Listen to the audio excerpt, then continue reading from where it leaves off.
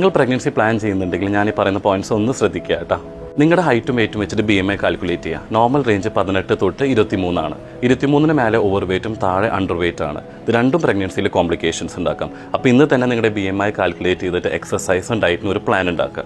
Pregnancy plan ചെയ്യുന്നതിന് ഒരു മാസം മുൻപെങ്കിലും ഫോളിക് ആസിഡ് സ്റ്റാർട്ട് ചെയ്യുക. ഈ സ്ക്രീനിൽ കാണാൻ എല്ലാ ബ്ലഡ് ടെസ്റ്റും ചെയ്യുക. HB കുറവാണെങ്കിൽ അയൺ ടാബ്ലറ്റ് എടുക്കുക. ഫാസ്റ്റിംഗ് ഭക്ഷണം കഴിച്ചുള്ള ഷുഗർ കൂടുതലാണെങ്കിൽ ഫിസിഷ്യനെ കാണിക്കുക. നിങ്ങൾ ഓൾറെഡി ഡയബറ്റിക് ആണെങ്കിൽ HbA1c 6.5 താഴെ ആയതിനു ശേഷം പ്രഗ്നൻസി പ്ലാൻ ചെയ്യുക.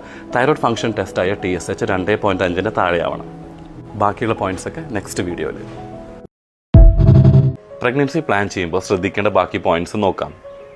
നിങ്ങൾ സ്ഥിരമായിട്ട് പ്രഷർ, ഷുഗർ, തൈറോയിഡ്, ഹാർട്ടിന്, ഫിറ്റ്സിന്, സൈക്കാട്രിക് ഇൽനെസ്സിന് മെഡിസിൻ എടുക്കുന്ന ആളാണെങ്കിൽ പ്രഗ്നൻസി പ്ലാൻ ചെയ്യാനായിട്ട് മുമ്പ് ഡോക്ടർ ഒന്നുകൂടി കൺസൾട്ട് ചെയ്തിട്ട് മെഡിസിൻ മാറ്റണോ അതോ ഡോസിന് വ്യത്യാസം വരുത്തണോ എന്നൊക്കെയുള്ള കാര്യം ചോദിച്ച് മനസ്സിലാക്കുക കേട്ടോ. ഈ പറഞ്ഞ വാക്സിൻസ് ഒക്കെ എടുക്കണം നല്ലതാണ്. പക്ഷേ എനിക്ക് 2 വാക്സിനെ കുറിച്ച് പ്രത്യേകം പറയണം. MMR വാക്സിൻ എടുത്തിട്ടില്ലെങ്കിൽ ഡെഫിനറ്റ്ലി എടുക്കണം. ചിക്കൻ പോക്സ് നിങ്ങൾക്ക് മുൻപ് വന്നിട്ടില്ലെങ്കിൽ ചിക്കൻ പോക്സിന് വാക്സിൻ എടുക്കുക.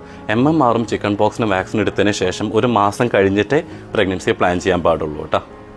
പ്രഗ്നൻസി പ്ലാൻ ചെയ്യുന്നതിന് മുമ്പ് ഹസ്ബൻഡും വൈഫും പുകവലിയും മദ്യപാനവും കംപ്ലീറ്റ്ലി ഒഴിവാക്കണം.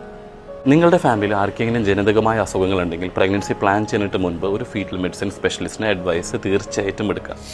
ബൈ.